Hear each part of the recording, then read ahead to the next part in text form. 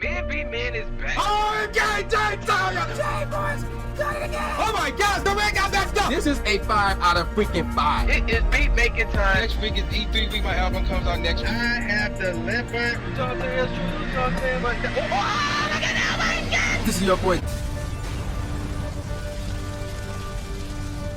Alright, ladies and gentlemen, the YouTube citizens, y'all know who this is. This is your boy Dash True and Fun Out.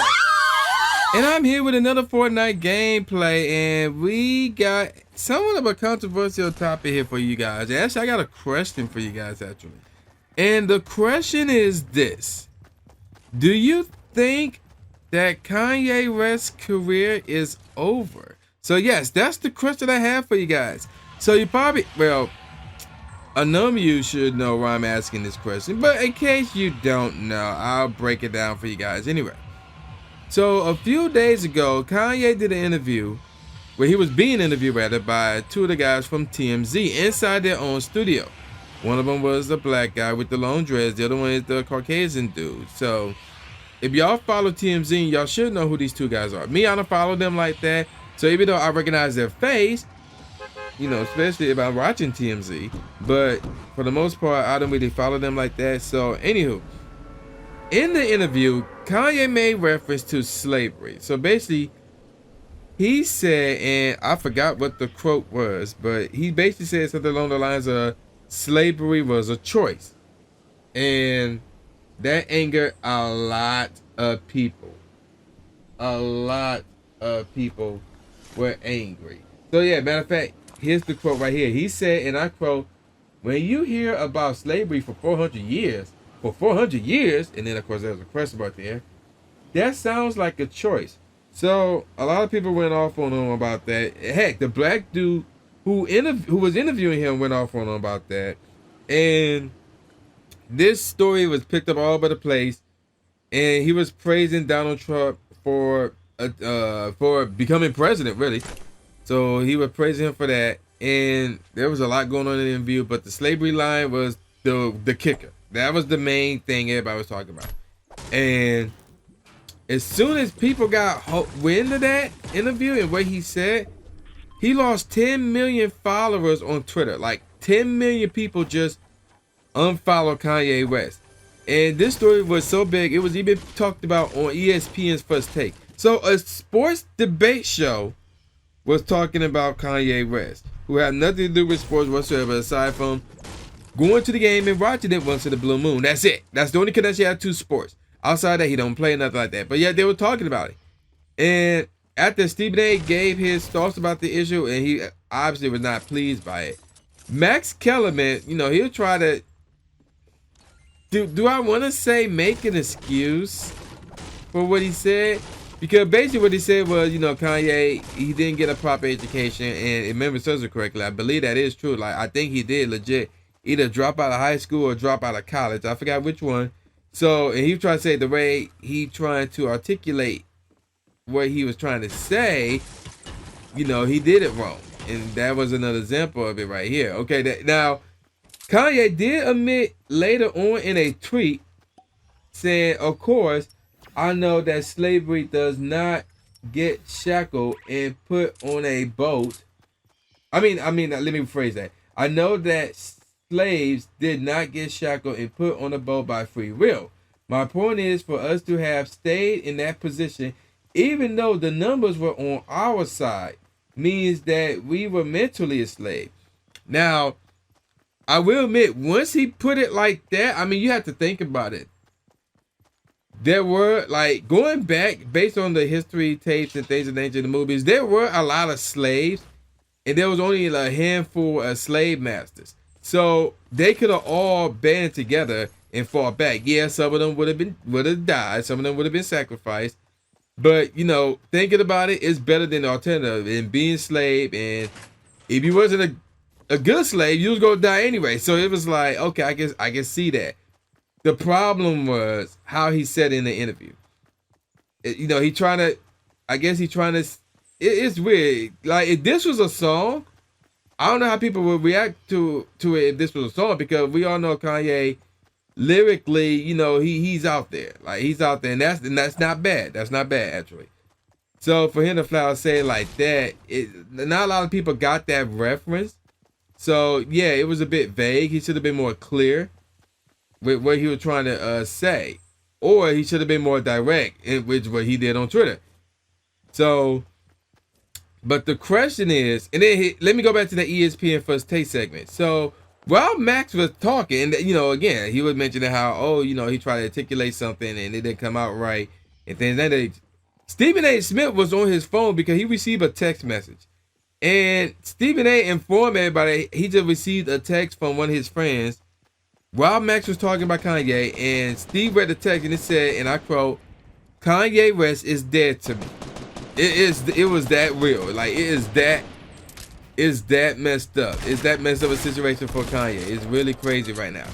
So again, I have to ask the question: is Kanye's career over? Because he was talking like the word where he was supposed to come out with like 2 or 3 albums real soon and things of that nature.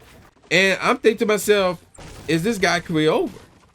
Like, you know, because if you lose 10 million followers on Twitter just like that, your career is pretty much on the brink. Now, some of you may come at me and say, but wait a minute, what's the race of those 10 million followers? Well, I mean, obviously the majority of them were African American. I mean, that's obvious. That's painfully obvious.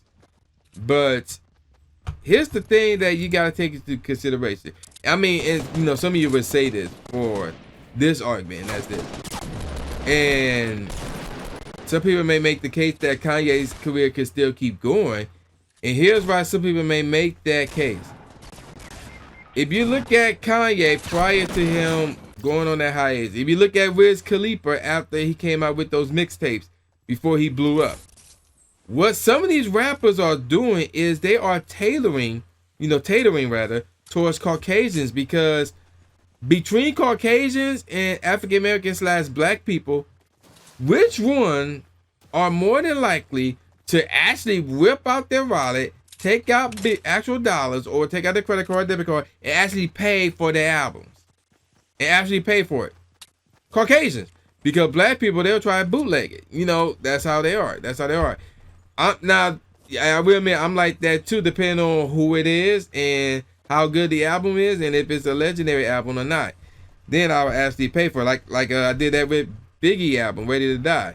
So, yeah, there you go with that. But again, you know, they tailor to Caucasian men because not only because Caucasians are more willing to spend the actual cash to get these albums because they got more money, but at the same time, there's more of them.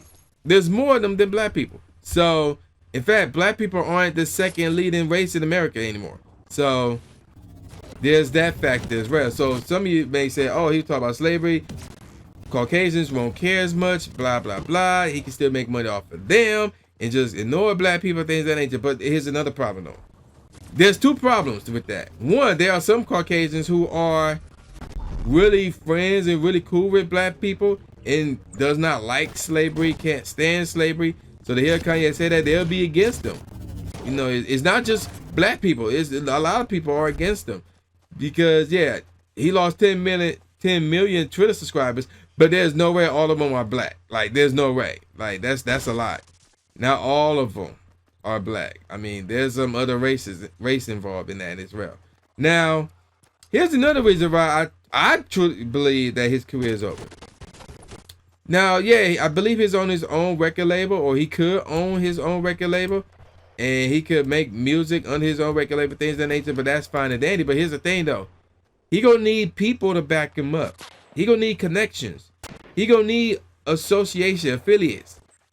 And some of those will keep away from him.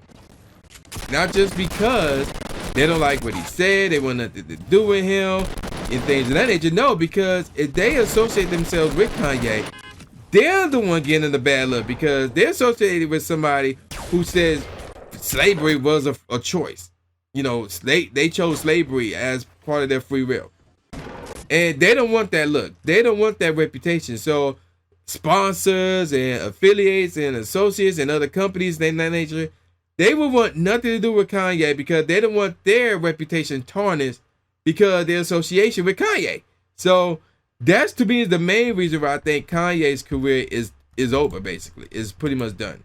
So I think Kanye is now on that list with R. Kelly because both of their careers, in my opinion, are done. So whatever album Kanye comes out with, I don't think it's going to sell. You know, I wasn't going to buy it regardless. And at this point in time, I'm not sure. I don't know. I'm not sure if I'm going to totally download it rather. You know, look it up and just download it for free. Rather. I'm not sure if I'm going to do that. Unless somebody said, oh, that album's really, really dope, then I'll check it out. If I like it, then who knows? If I don't, then, yeah, delete. I'm Matt Hardy. Delete, delete, delete. So, yeah, there you go with that, man. All right, so that's going to do it for this Fortnite gameplay, man. Y'all know who this is. This is your boy, the new Jay Gatsby, a.k.a. the new Stephen A. Smith, saying peace out, y'all, and I'll see y'all next time. Yeah.